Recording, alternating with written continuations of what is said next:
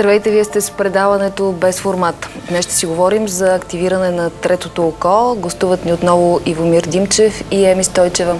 Здравейте. Здравей. Зрителите. Кажете, какво е епифиза? Изненада. Епифизата е едно ню-ню малко образование вътре в мозъка, С размерите на грахово зърно. което се намира между двете полукълба. И е единственото образование, което няма филтър, т.е. няма кора, няма мозъчна кора.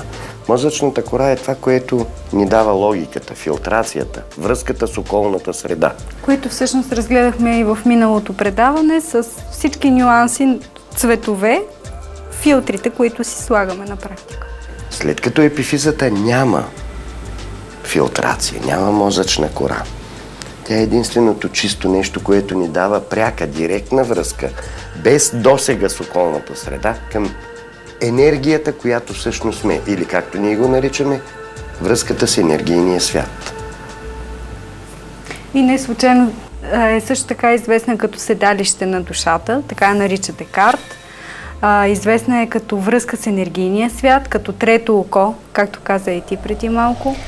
Не е случайни наименования. Нека да обясним какво разбираме под енергиен свят. Енергийният свят е когиталността, която е в движение, така казано най-простичко. Тоест, онея когитални частици, които вече са се задвижили, тръгнали са в посока на това да се движат, проявили са себе си чрез светлина и всичкото това нещо, светлината дошла сама от себе си, е вид енергия, която задържа нефилтрирано сама себе си в определени състояния. Можем ли по-конкретно да обясним какви са възможностите на епифизата? На нашето трето око. За да можем да ги обясним, най-напред ще покажем какво представлява епифизата и аз тук сега ще дигна едно листче, а пък Еми през това време може да обяснява формата на епифизата. Всъщност формата, ето ако я наблюдаваме, на много места казва, че епифизата е като шишарка и я разглеждат в различни култури, как е представена и какво символизира. Всъщност, ако се вгледаме още малко, ще видим, че формата на епифизата и на сърцето са идентични. Точно. Какво прави сърцето на практика? През него минава цялата тръпка, цялата емоция, а епифизата наблюдава. Защото... Тази тръпка и тази емоция? Да. Именно това. И всъщност това е единението на едно място между тръпката и емоцията и между наблюдението. Третото око, което на практика съдържа паръчици и колбички, каквито има в ретината на окото. Ето тук тази червена ивица, която сме нарисували, всъщност представлява точно като ретината на окото. В нея, в тази червена ивица, има пръчици и колбички, точно както в ретината на истинското око. И задаваме въпроса, какво правят пръчици и колбички? Които са клетките, които виждат цвета и яркостта на светлината съответно. Тъмно, светло. Разграничават. Какво правят в тъмно пространство, като черепа? Точно в центъра на мозъка. Защо са там? Може би за да видим нещо. За да видим какво? Нещо отвъд това, което можем да видим с очите си. Отвъд това, което може да видим. Това отвъд е всъщност енергийния свят. Това е светлината, която дойде сама от себе си. Който всъщност се оказва много по-жив и много по-ярък, отколкото дори холограмният свят, в който сме свикнали да живеем. Как можем да активираме третото око? Вътре в епифизата, ако мога аз да обясня, вътре в епифизата има течност, наречена ликвор. И ето, тук се вижда, има течност, наречена ликвор и едни кристалчета, които се наричат мозъчен пясък. От самата епифиза има така наречени 4 кабела. Ние така ги наричаме, а всъщност са 4 невронни връзки, които излизат. Едната ви дава връзката с егото, или с филтрациите на холограмата. С логиката и обикновения свят, с който сме се свикнали. А другата ви дава връзката с когиталността, т.е. с ония енергиен свят, за който говорихме току-що. Информация. Извинявайте, че ви прекъсвам. Казахте, че епифизата няма филтри. Няма филтри, защото няма мозъчна кора. Добре, защо тогава ние не можем да използваме адекватно третото си око? Защото той играе ролята на реле и трябва да се научим да го включваме. В единия момент включваме, ето тук на картинката се вижда, включваме егото, симфония в червено, т.е. филтрацията, а в другия момент, когато спим, ето тук е активната синята ивица, т.е. включваме информация от информационното поле или когиталността, а изключваме егото. Докато спим. Да. Но това стане съзнателно.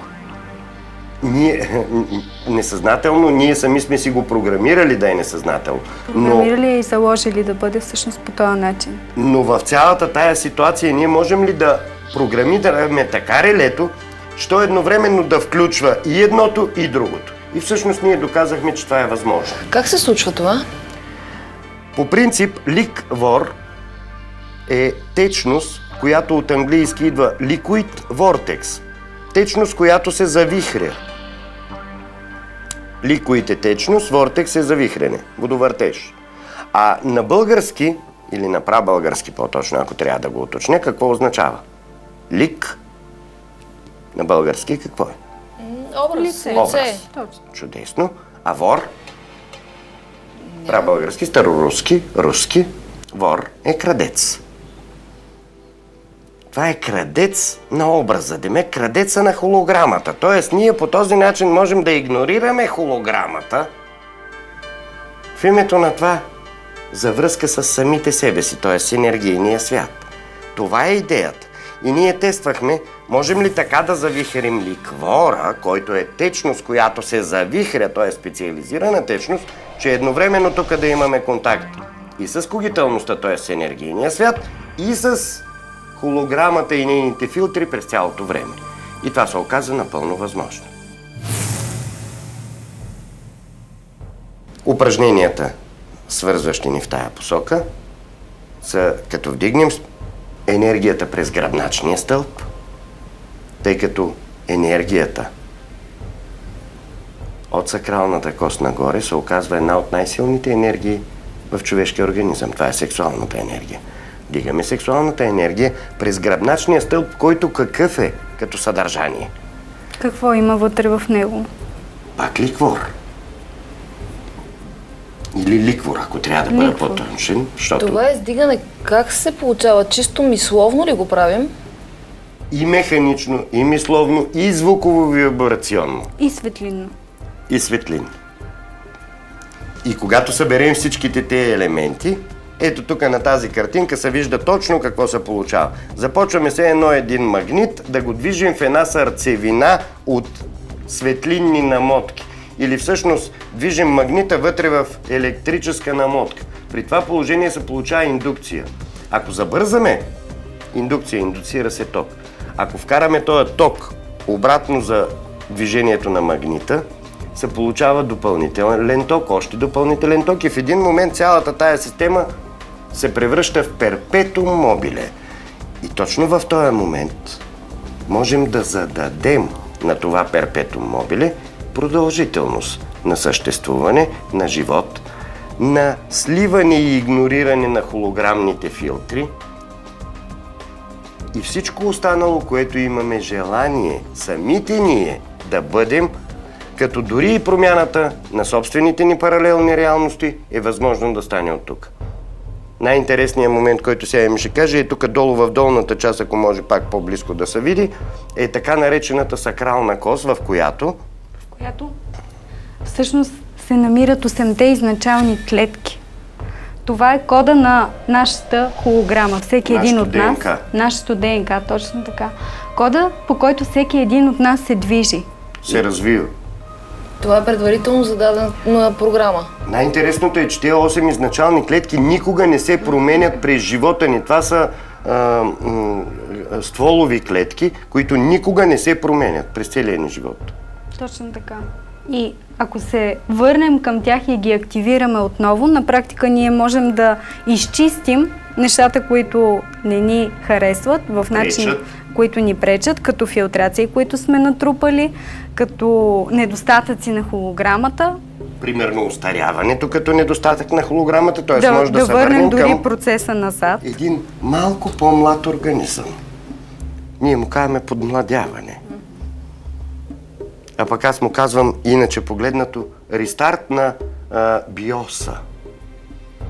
В програмен стил, точно това е да рестартираме биоса и да го подновим да работи отново като млад организъм. Непрекъснато ли можем да отиваме там и да правим промени? Цикъл е безкрайен, ние го показахме. Листчето, което срязахме, то постоянно може да се... Възобновява.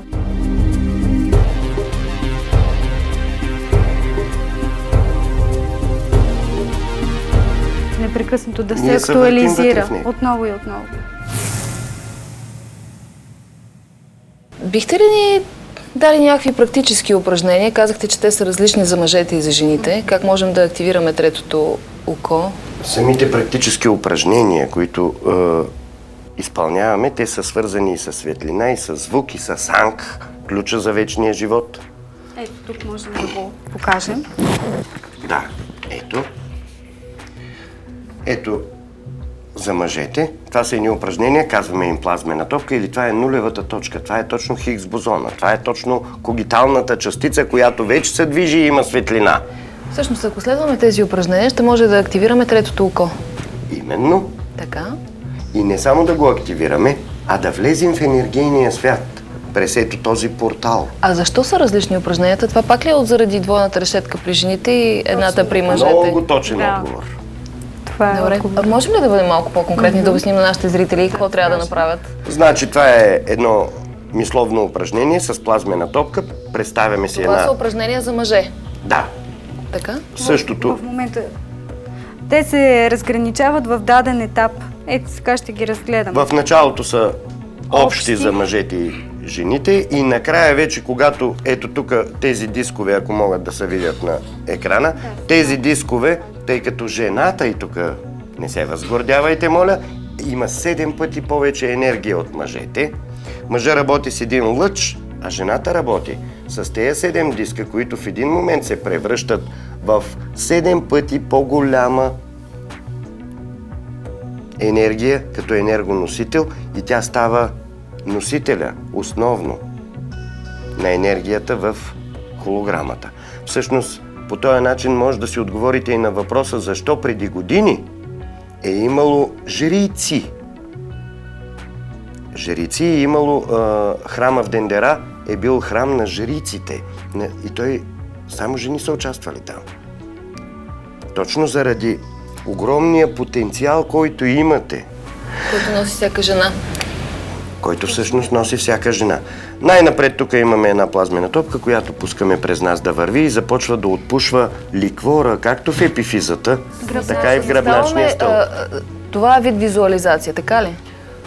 Визуализация е дума, която е предизвикана от мозъчната кора. Тук говорим за медитация, в която потапяме се малко по-надълбоко и оставяме същата тая топка, която сме визуализирали първоначално, сама да се движи през нашия организъм. Визуализираме една слънчева Едно малко слънце. Да, топка светлина над главата си. Точно така. След това какво правим? Пускаме го да Над- движи по гръбнака. през главата към гръбнака и обратно и виждаме, че то може да се движи. Така.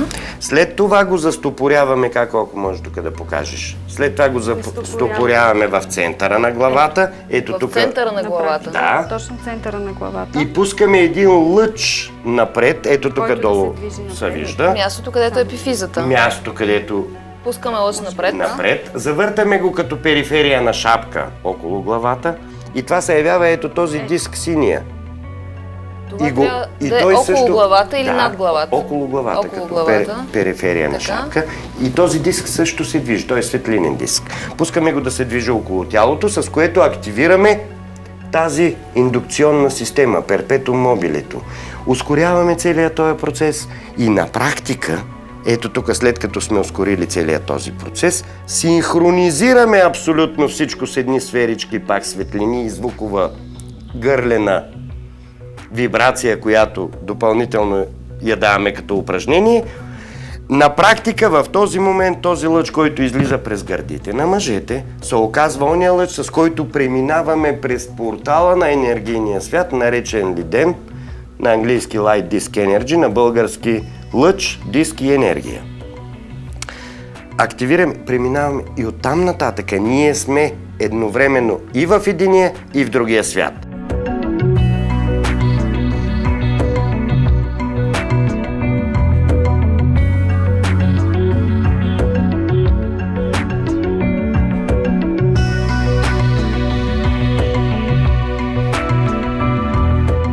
Абсолютно горе-долу по същата схема вървят нещата и за дамите, само че има една особеност.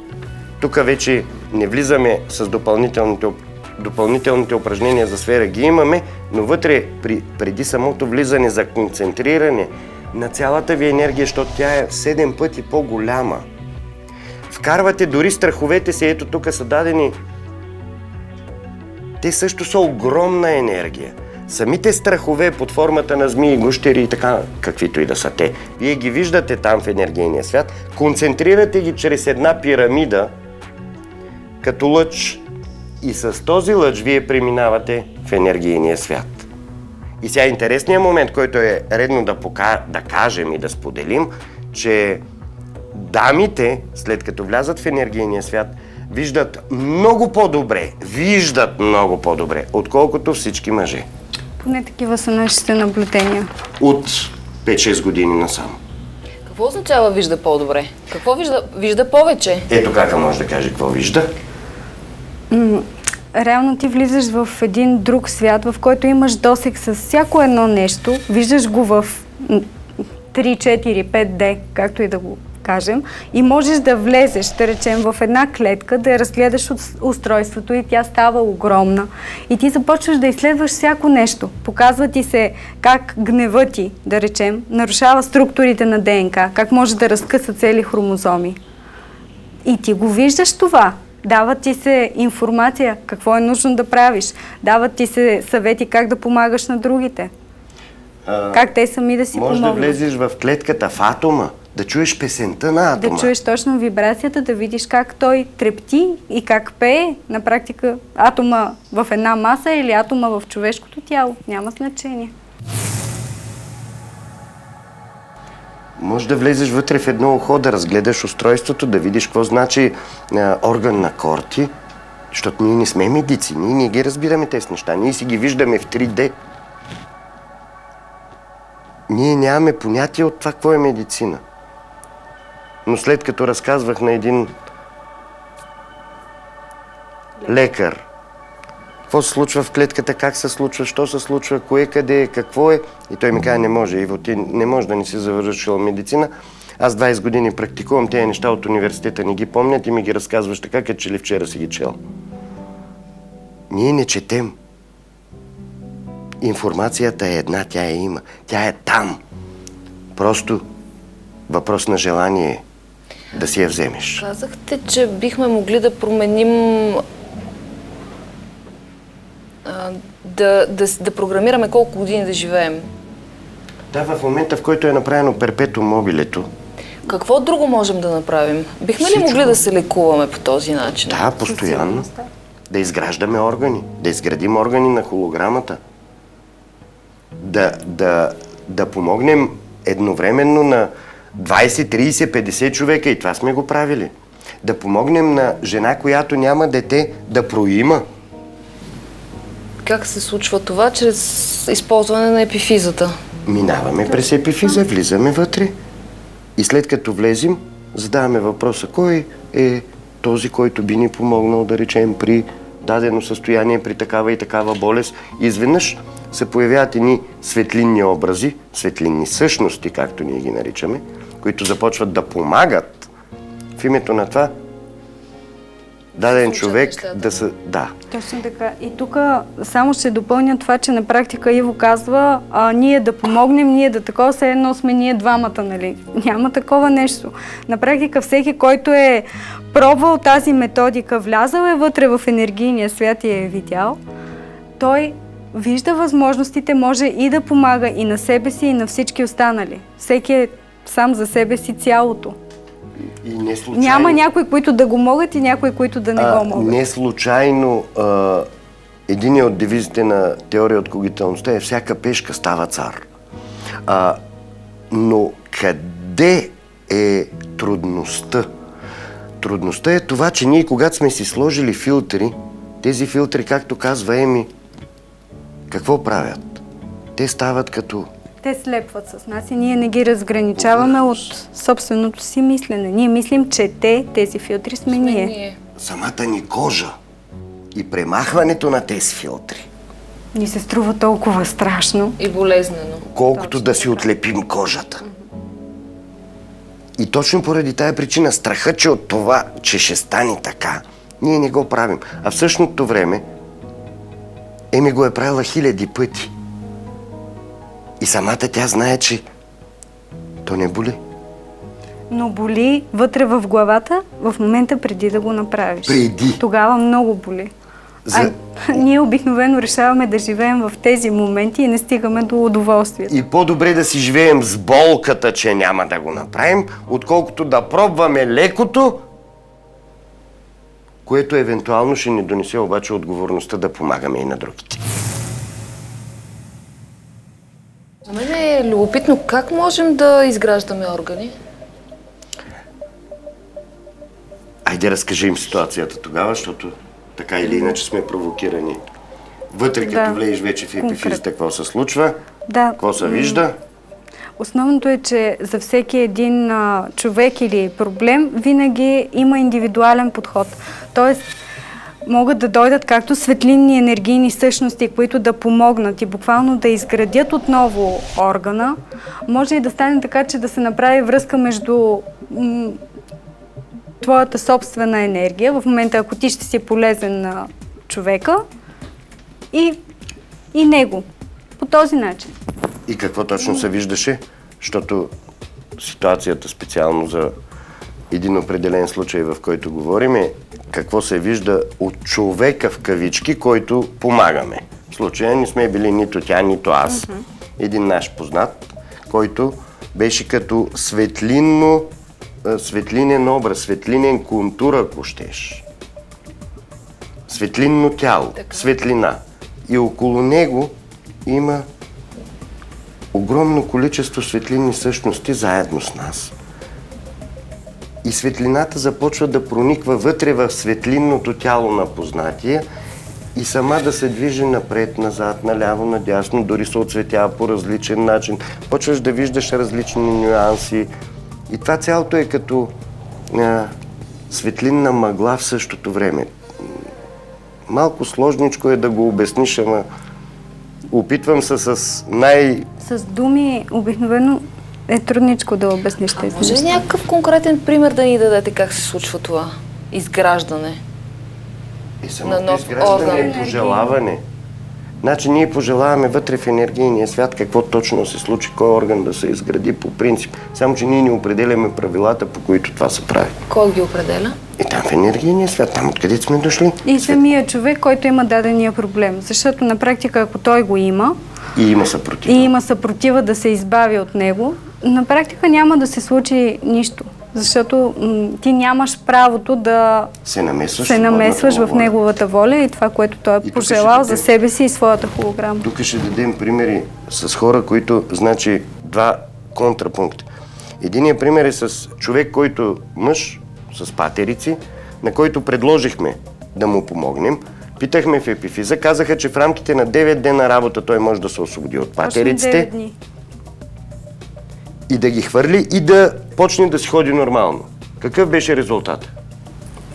Той каза, че предпочита да си ходи с патериците.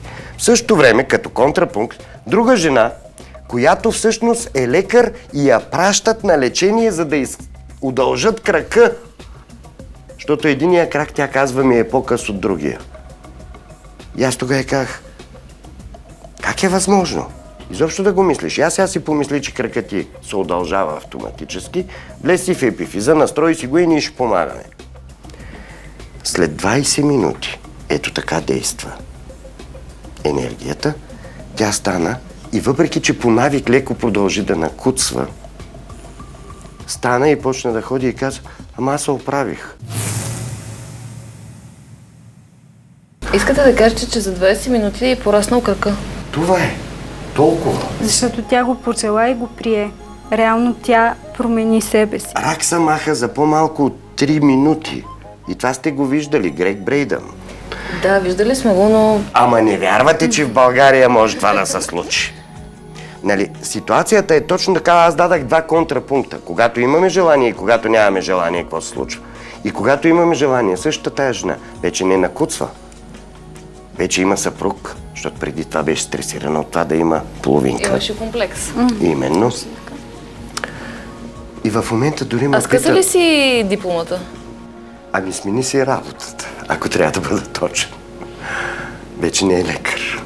Предполагам след това Но е преживяване. готова да помага. Чрез лечение по този начин на други хора. Ето това е. Много ви благодаря за този интересен разговор. Надявам се, че на зрителите също е било много интересно. Това беше всичко от днешния Без формат. До нови срещи!